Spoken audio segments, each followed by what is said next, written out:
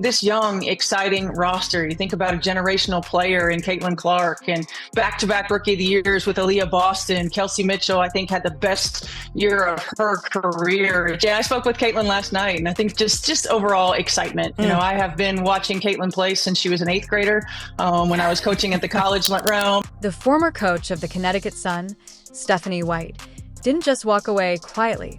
She practically told the world that her old team was a circus of dirty tactics. Yes, she's leaving the Sun to join Clark's squad, and the taunts she's throwing are real. We're talking about a coach publicly acknowledging that her own team played rougher than a demolition derby. Stephanie White and Caitlin Clark just lit up the WNBA headlines with a bombshell so big it might overshadow any drama from this entire season. For me, having been a part of the WNBA for 25 years, having worked on both sides of it in the media and in the coaching realm, and being a player in this league as well. I mean, this is the moment that we've been waiting for. Alyssa Thomas and Carrington, the so-called stars of the Sun, are now being criticized for being at the center of this catastrophe. We never anticipated the spectacle in which Clark and White are here to burn them in front of everyone. And just embrace this moment, embrace this opportunity, continue to help this team, this franchise be better, position ourselves for success. The coach who finally pulled the Fever out of the trash and into their first playoffs since 2016 was abruptly fired. So if you're still wondering why Stephanie White would want to coach the Fever, and where in the world did Christy Sides go, let's just say you may have been living under a rock for a while. Yes, you heard that right. She's out despite pulling off what looked like a miraculous turnaround, and this decision has sparked an absolute frenzy. Half the fan base is clutching their pearls, calling it unfair and downright ridiculous after all sides brought this franchise a glimmer of hope after years of looking like a perennial punchline. But the other half, they're not exactly throwing a pity party. They think this is a bold, necessary gamble, demanding more than just a feel-good comeback story. They're thirsty for greatness, not mediocrity. It's just a unique opportunity, and I'm so thankful and grateful for it. So, what led the Fever to drop the axe on Sides? Let's dig into the real dirt here. Sure, she managed a playoff run, but her coaching record wasn't exactly spotless. Her defensive schemes were about as sturdy as wet tissue paper, leaving the Fever looking helpless whenever opponents decided to turn up the heat. We're talking endless holes in the rotation, wide open shots, and the kind of defensive breakdowns that make fans want to scream into a pillow. And don't even get me started on her player management. It's just a unique opportunity, and I'm so thankful and grateful for it. In terms of making in-game adjustments, the rotations were a complete shambles, with starters being exhausted at the worst conceivable times and reserve players being moved out of position like someone pulling names out of a hat. Yes, she added much-needed relevancy to the Fever, but when you're going for the top, you don't settle for merely decent. If the opposition team threw a wrench in the game plan, Sides didn't seem to have a backup plan. When I was coaching at the college realm and covering her games in college, and just an exciting time for me. Very excited to be working with her and this young team. Enter Stephanie White. The basketball community is aflutter like it's draft day, and for good reason. White isn't just a random selection. She's essentially royalty. She coached the team, played for them, and even led them to the WNBA Finals in 2015. So yes, she is more familiar with this franchise than most people are, as are her roots. Go beyond a competition that dates back decades. But let's not merely focus on the past. Even with all that glittering success, not everyone believed that White was the magic fix. The WNBA has changed into a league of blistering speed and tactical mastery, and there is a camp. White's recent coaching resume reads like an all-star highlight reel. During her time with the Connecticut Sun, she achieved an incredible 5,525 record over 2 seasons and even won the 2023 WNBA Coach of the Year. Speculating that perhaps White's traditional methods might not hold up, is she prepared to adapt to this unrelenting new pace, or will she become one of those coaches mired in the past? This is a high-stakes gamble where both White's legacy and the future of the Fever are at stake.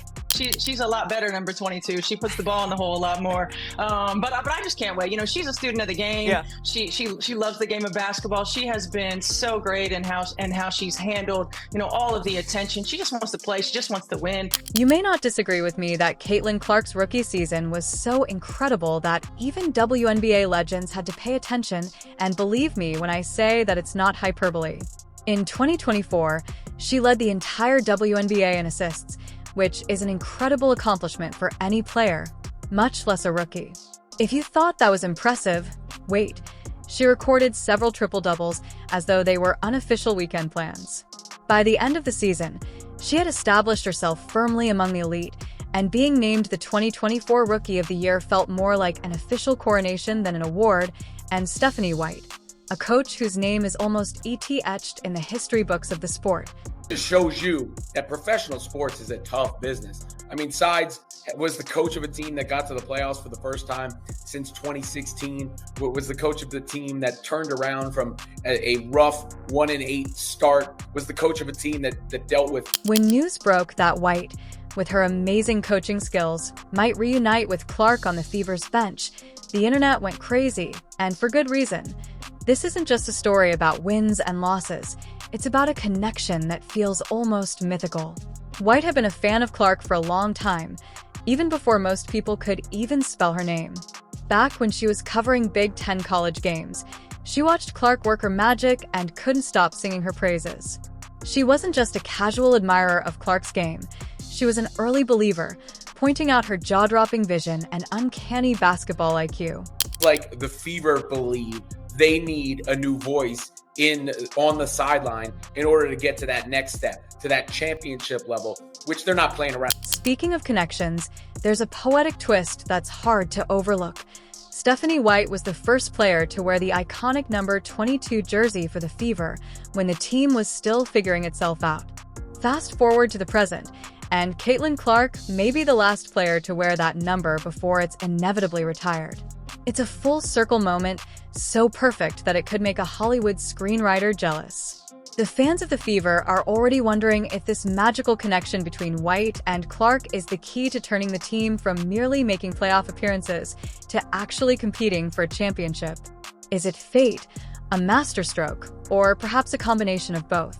Whatever the case, the stakes couldn't be higher. Person that Caitlin Clark spoke to was Stephanie White. Now, Stephanie White has covered Caitlin's games as a part of the broadcast for Big Ten and was very complimentary of Caitlin Clark. So again, if Christy Sides maybe wasn't the right fit, if this indeed is a move to activate and get more from Caitlin Clark, then Stephanie White is likely at the top of The drama behind the scenes is more compelling than a soap opera. So don't get too caught up in the pleasant feelings of this possible reunion. When Christy Sides got her pink slip, there were rumors that Stephanie White was circling like a shark ready to pounce. She reportedly expressed an immediate interest in coaching Clark's team, and let's face it, this timing isn't coincidental. Seeing White make a bina for the Fever after her tremendously successful tenure with the Connecticut Sun aroused some questions. Was it solely a professional move? Or did her long-standing adoration for Clark play a part? Either way, it's a curious move. Exciting. Certainly I was born and raised in Indiana, and so have a lot of pride in Indiana basketball, and a lot of pride in the Fever organization, being a player and a coach there. And it's exciting what's happening with the organization and where they are. I mean, most organizations have their ups and downs, certainly. However, this is where things become complicated. There were challenges during White's time at the Connecticut Sun. One incident still has fans talking. During a particularly heated game, a Sun player made an unsportsmanlike move that was about as subtle as a sledgehammer. Fans expected White to defend Clark and perhaps even throw some well-deserved shade at the dirty play, but White did nothing at all. Her silence was deafening, and critics wasted no time questioning her loyalty. Was she trying to keep the peace, or did she simply not care enough to take a stand? In sports, silence can make a bigger statement than words, and White's lack of action left many feeling sour. But I'm proud of the growth of the Indiana Fever. Excited, about the future of the Indiana Fever. It's up for debate whether White's decision to remain silent actually helped her. On the one hand, it might have been a calculated move to keep the drama from getting out of control and to keep everyone's attention on the team. On the other hand, it could have hurt her reputation by making her appear distant and unwilling to support her players when it mattered. This is a classic case of perception versus reality. What does Fever management think of all this? As White ISA returned to Indiana, they undoubtedly looked at every possible angle. Will her past controversies haunt her, or will her calm demeanor be the ideal fit for this young, talented roster with Clark as the centerpiece? The sky is high. There is no doubt that the Fever is playing for keeps, and White's next move could either spark a new round of discussion or establish the tone for a new era.